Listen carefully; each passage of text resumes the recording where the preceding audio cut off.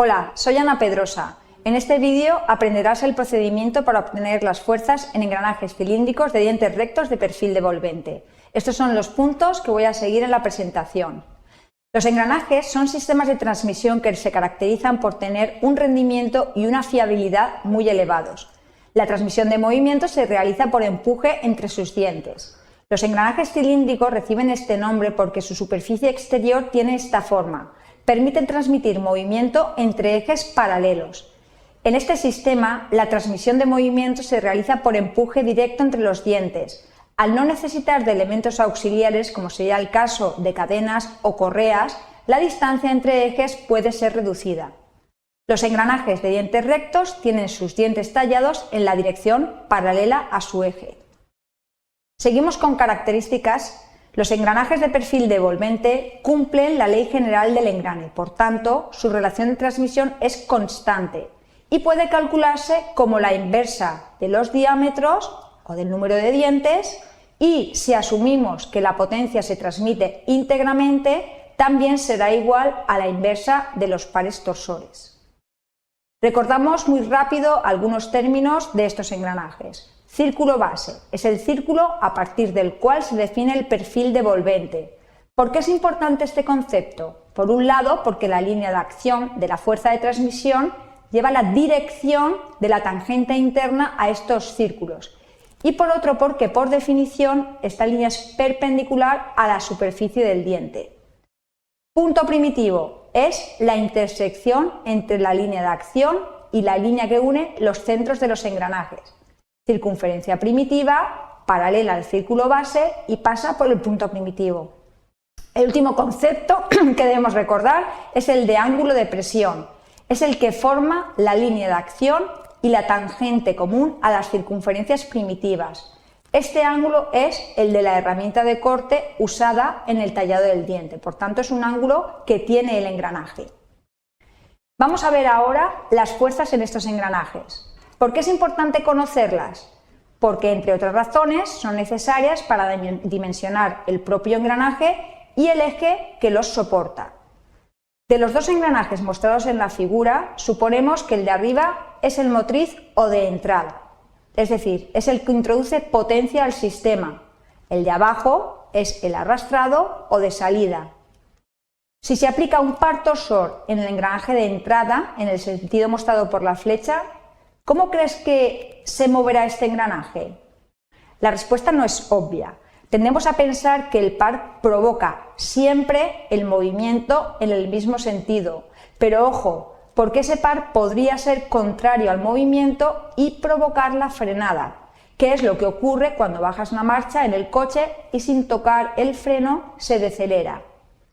Para esta explicación vamos a asumir que el par aplicado en el engranaje es el que provoca el movimiento. Bajo esta hipótesis, este engranaje motriz va a girar en el mismo sentido que el par torsor y aplica en su movimiento una fuerza de empuje en el arrastrado. Como se ha recordado, la línea de acción es perpendicular a la superficie del diente. Por esto a esta fuerza se le llama fuerza normal, fuerza perpendicular. Esta fuerza empuja al engranaje de salida provocando su movimiento en el mismo sentido. Si la velocidad es constante, hay equilibrio dinámico, de modo que el par resistente que aparece en el engranaje de salida tiene que ser opuesto al generado por la fuerza que habíamos visto antes. Si ahora vamos a los dientes de los engranajes, por el principio de acción y reacción, en la rueda motriz aparecerá una fuerza igual y en sentido opuesto a la fuerza actuante.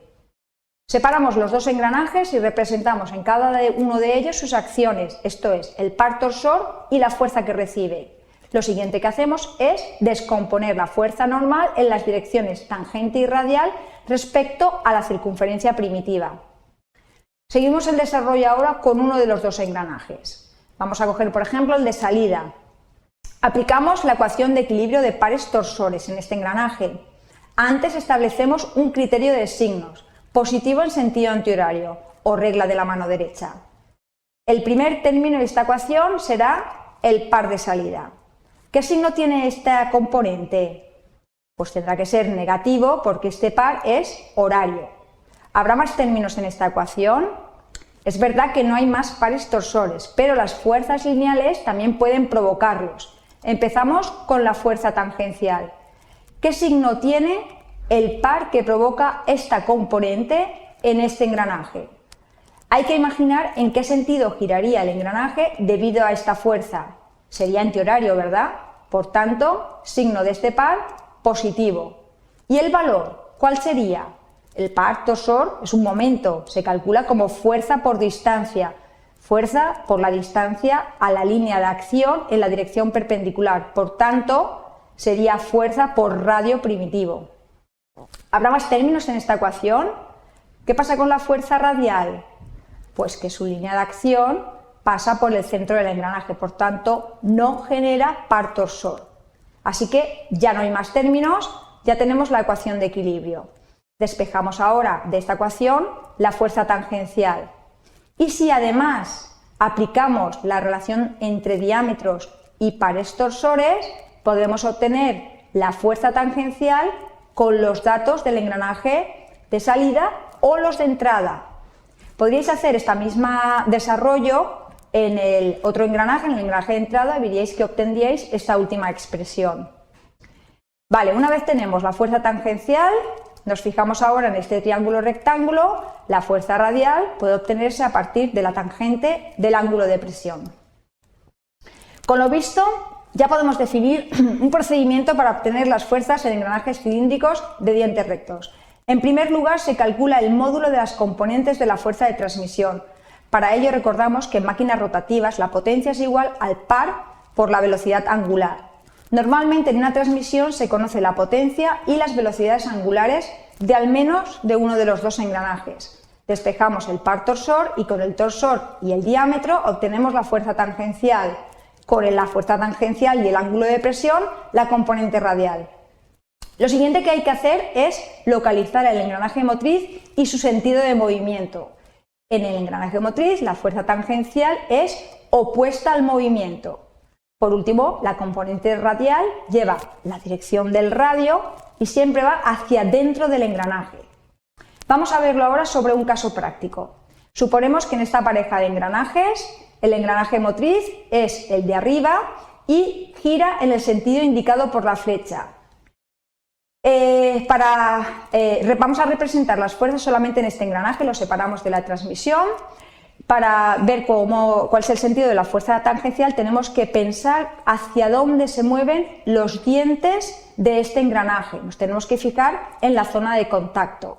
¿Verdad que los dientes se moverían hacia adentro? Pues la fuerza tangencial saliente. Recuerdo la nomenclatura empleada para vectores perpendiculares al plano de dibujo. Vector saliente es un punto, vector entrante una cruz. La otra componente que nos falta representar es la componente radial, dirección del radio hacia dentro del engranaje, en este caso hacia arriba. Vamos a ver en un segundo ejemplo, pero en este caso vamos a representar las fuerzas directamente en el engranaje arrastrado. Si el engranaje motriz se mueve hacia arriba, el engranaje arrastrado se mueve en sentido contrario, hacia abajo. La fuerza tangencial en este engranaje, como es el arrastrado, lleva el mismo sentido que el movimiento. Los dientes en la zona de contacto se meten hacia adentro, en este engranaje que es el arrastrado, la fuerza tangencial también hacia adentro. La fuerza radial hacia dentro del engranaje, o sea, hacia arriba.